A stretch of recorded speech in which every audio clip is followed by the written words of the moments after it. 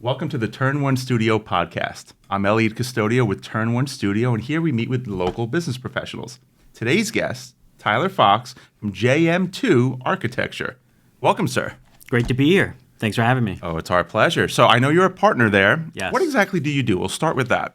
Wow, great first question. Okay. Well, a partner, you wear so many hats. Sure. Right? At the end of the day, you've got a little bit of everything. So as partner, I'm doing some drafting work, some project management work, overall reviewing proposals, perhaps meeting with potential clients, networking, doing things of social media and podcasting and things like I am Right. now. So it's a little bit of everything in the office. We're fortunate to have a great staff. We're about 15 total in the office. Oh, nice. And so what that means is we've got a good mix of different, types of, level of professionals doing all types of different things in the office. So someone like myself, someone like James, who you know as well, James Manicone in the office, we'll do a little bit more of the marketing and the networking aspect of the business. So your team allows you to be a brand ambassador. Exactly, yeah. That's a great way cool. to put that, yeah. So as a firm, what sort of services do you offer? We do about 50% residential and 50% commercial architecture. Okay. So my license is, I'm an architect. So I'm licensed in New York State to be able to pretty much do plans and drawings of any type of project that you may need. Okay. That differentiates us from someone like a drafting services or an expediter, where an expediter will do more of like permit filing and things within the towns and village offices. A drafter, they can do drafting, they can do AutoCAD, perhaps hand sketching, but they're not licensed to stamp a plan. So you know how you might hear an architect stamp? Yeah, okay. So we are architects, so we can stamp your plan. In the town, no matter what jurisdiction you're in, they require an architect to stamp the plan. So we have clients, especially on the residential side, where they may need something legalized. I think we all maybe know someone, or maybe some of us and some of your listeners themselves may know that they have something on their property that perhaps doesn't have a certificate of occupancy, maybe it never got a permit. That can be a deck, a pool, a finished basement, an apartment. And there are all these things that throughout the years we do to our properties. And at some point, whether you're trying to sell your home or maybe someone, calls up the town and maybe you have an inspector come on by, you have to get that legalized with the town. So you need to hire an architect.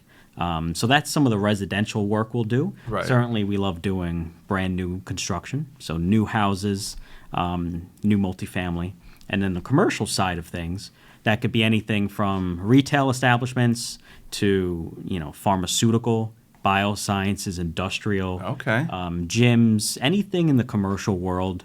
That's work that we love to do as well. I love that. I love when we're doing this podcast, when I learn things, not that there's plenty I don't know, Right. but when I learn something I didn't expect to learn. I didn't understand the distinction between a drafter and an architect. Yeah, in sure. my mind, on this podcast and in another episode, I learned the difference between a lawyer and an attorney. Being that everyone is a lawyer in that space, but only an attorney is someone who passed the bar. It kind of Very seems to me, similar. if I were to make that parallel. Very similar type of thing. I mean, a drafter, of course, if you hire a drafter for some work, they're only going to get you so far in the process. Right. Sometimes you need to hire an architect. But it's very similar. That's It's a cool. great parallel. Yeah. Has the firm always done both commercial and residential, or was that an evolution? It's somewhat of an evolution. Okay. The founding partners, John Mahler and James Manicone, they founded in 2012. Okay. And it was really for commercial work. We started in commercial work. Really, one of the first projects we had as a firm was Amneal Pharmaceuticals, which, Okay. if you know, Central Suffolk County, on the corner of Horseblock Road, Sills Road, Station Road, there's a really big white building. It's a pharmaceutical building. That's a there. Holbrook area? It's about Brookhaven, Yaphank, Bellport. It's kind of Okay. that intersection of all those, a little farther than Holbrook. Okay. That was really one of the first projects we had at JM2. Since then, we've expanded into the residential world. A lot of the business owners we work with, they want us to do work on their houses, or they know someone who needs work done Right, on and their they trust you houses. already. And they trust us already. So it was a natural fit for us to do residential as well. And honestly, as things progressed, And markets change in something like COVID in 2020. Sure. As the commercial work starts to die down or really goes away completely like it did with COVID, having that residential work really kept us going quite busy through COVID because a lot of people, everyone's staying in their homes. We had a tremendous amount of residential work for everyone being in their homes. That's fantastic. Yeah. Well, obviously, I could see how those you do commercial work for want you on the residential side to help them out.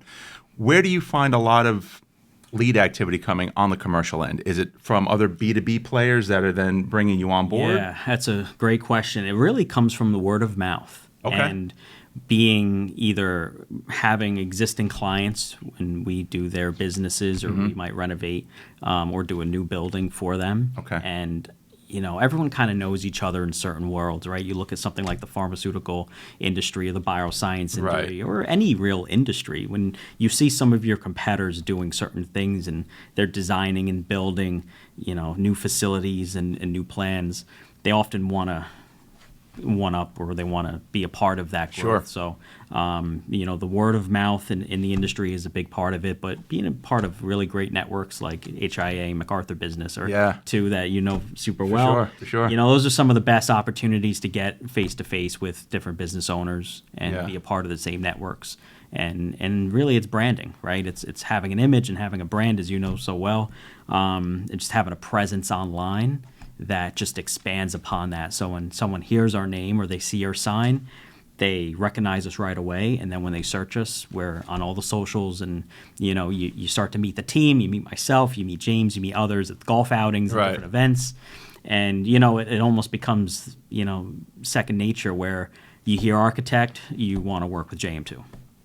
That is such an endorsement for marketing. I love hearing that. Because that is so important. Yeah. So in a ideal world, and I say this because I imagine, well, I'll get to that in a moment. In an ideal world, should people interested in starting a project start with you?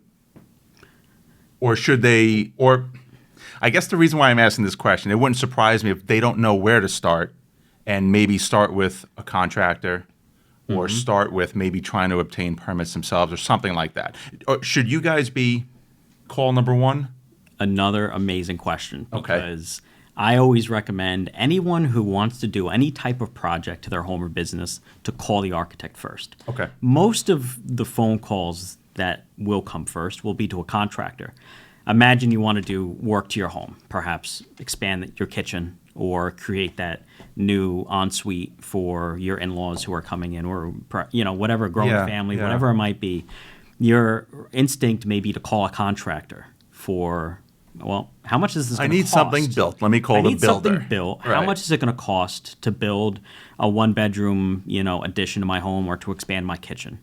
The contractor is going to say, I can give you a rough estimate per square foot, but until you have an architect to do plans, I really can't give you that specific of a budgetary number. I mean, what you do basically dictates the punch list, right? I mean, that's you're the ingredients of this recipe. Yeah, so we're basically going to lay out the entire design, and if it's an extension to your home, it'll be everything from the concrete and the foundation to the floor plan, to the framing, the wood framing, to the windows and the doors and the energy compliance and all these code-related things that have to be built into the set of plans.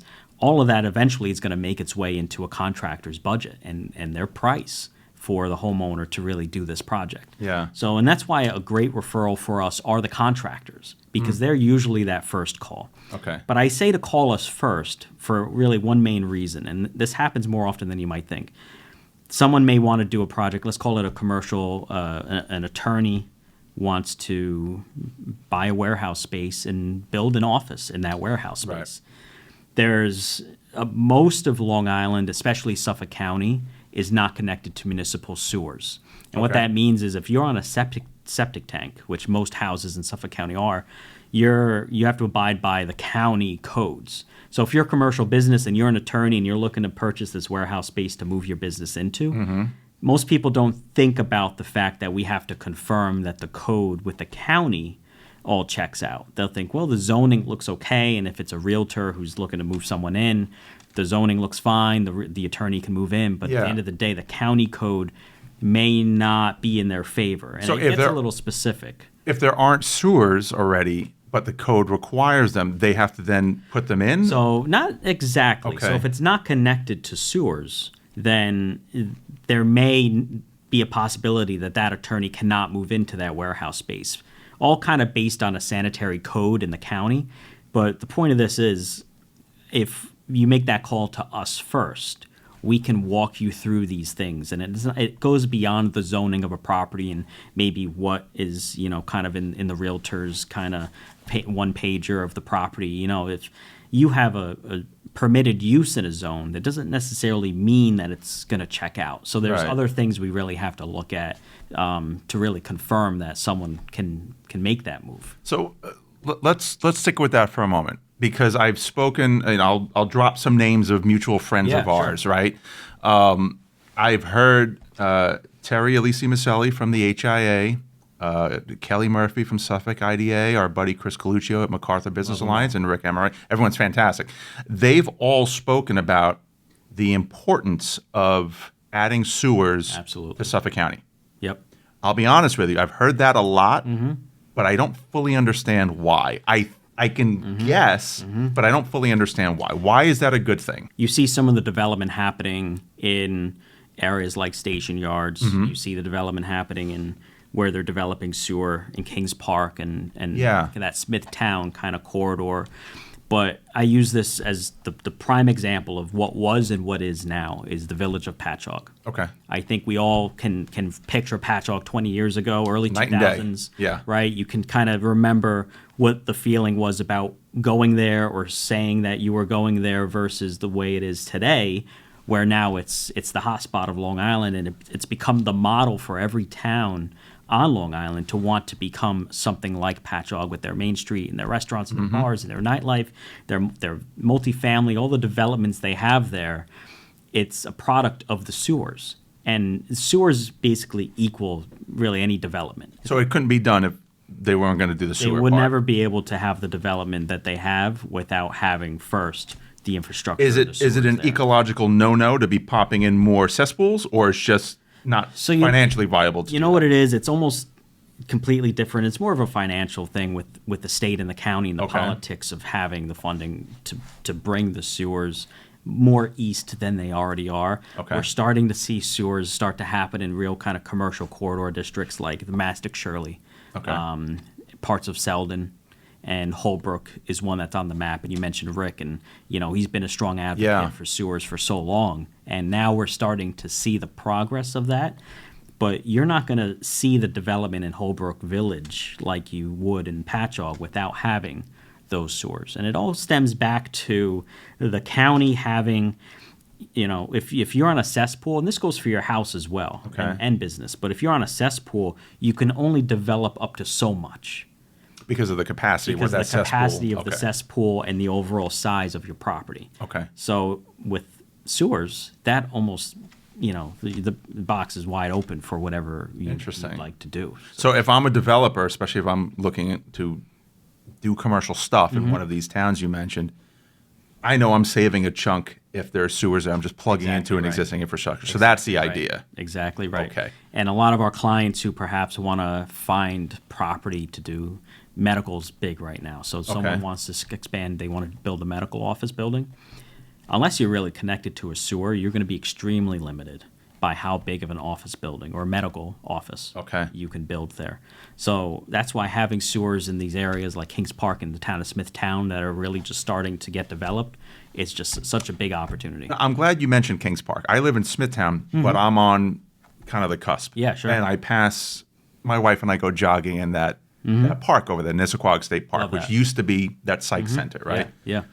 Where they put where I think they put sewers, it was across Main Street and then down the road past the high school. Mm. Do you know if they're planning on converting that park into something where those cesspools, You know, where I the don't. sewers are necessary? Yeah, I don't know the specifics Okay. of the plan. All sewers are going to need to tie into really, a treatment facility somewhere.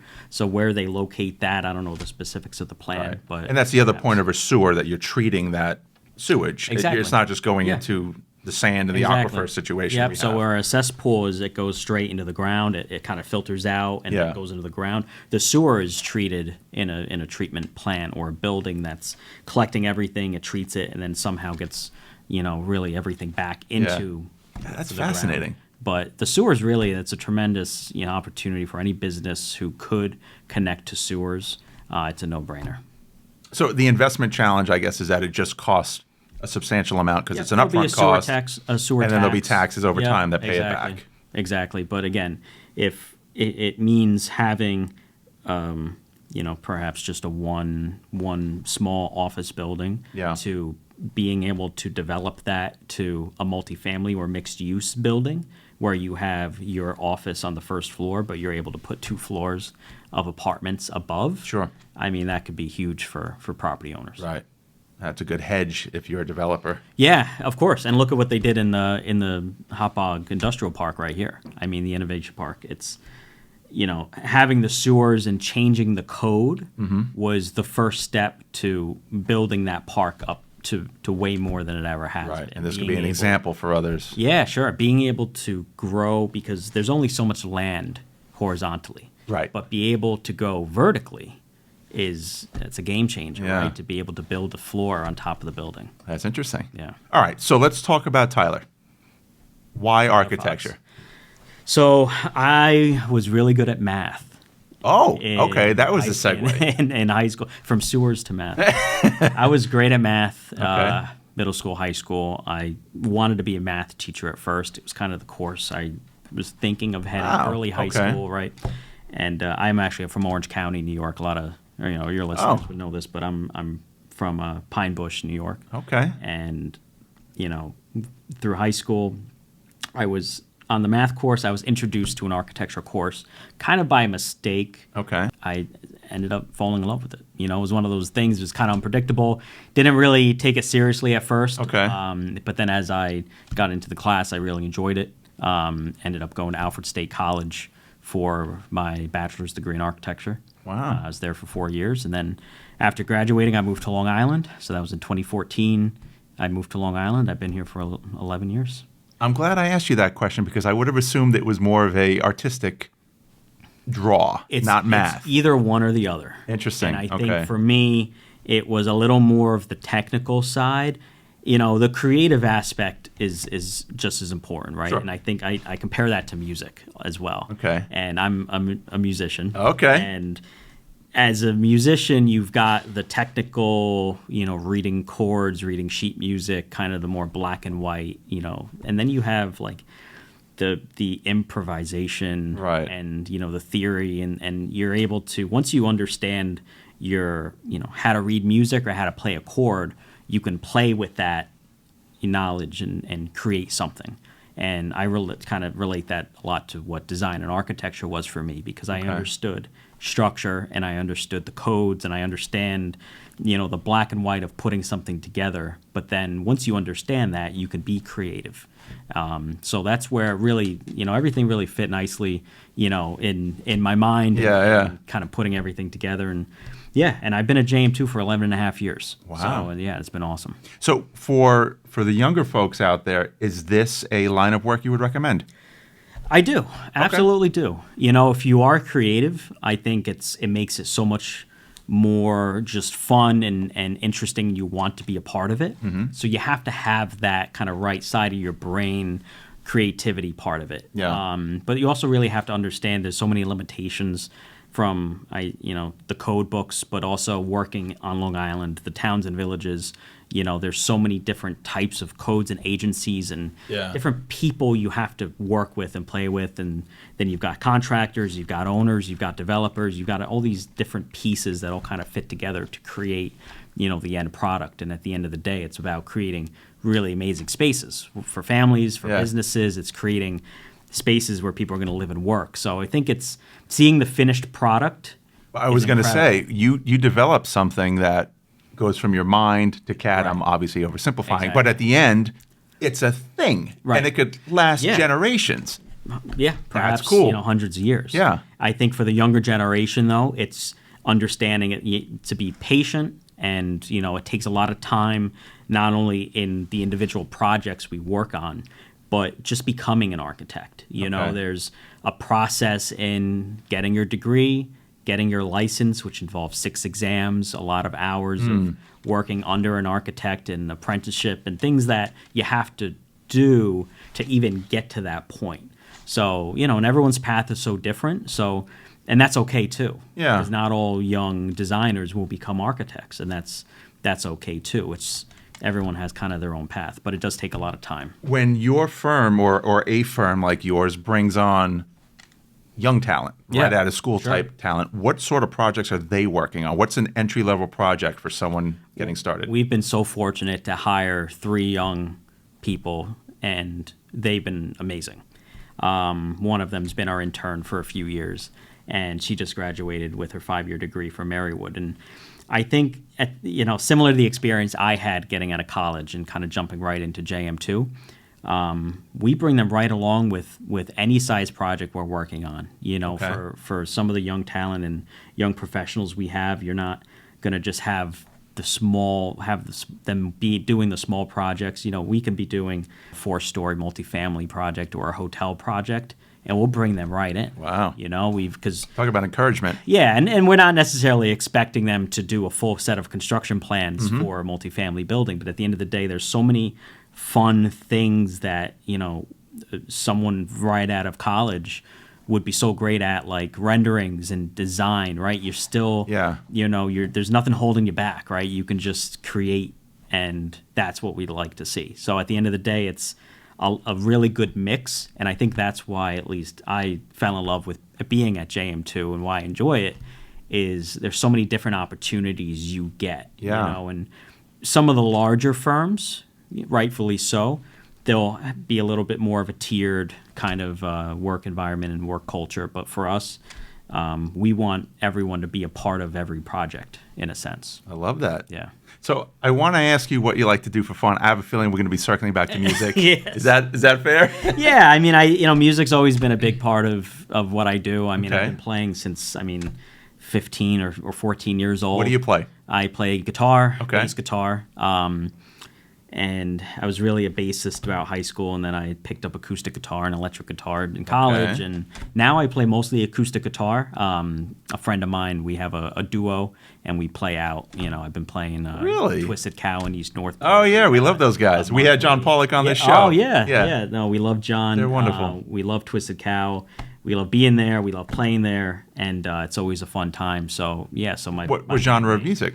It's a good mix. I play acoustic guitar, and he sings and plays harmonica. So for us, it's laid back. It's easy, right? We do a lot of folk rock, classic rock, but anything from the 60s to today, anything that could be translated into acoustic with harmonica is what we typically like to play. But it's a great sound for, you know, cafes, restaurants, bars, distilleries, breweries. Yeah. You know, it's a great Friday night, Saturday night type of thing. Yeah, we really enjoy it. Do you write also?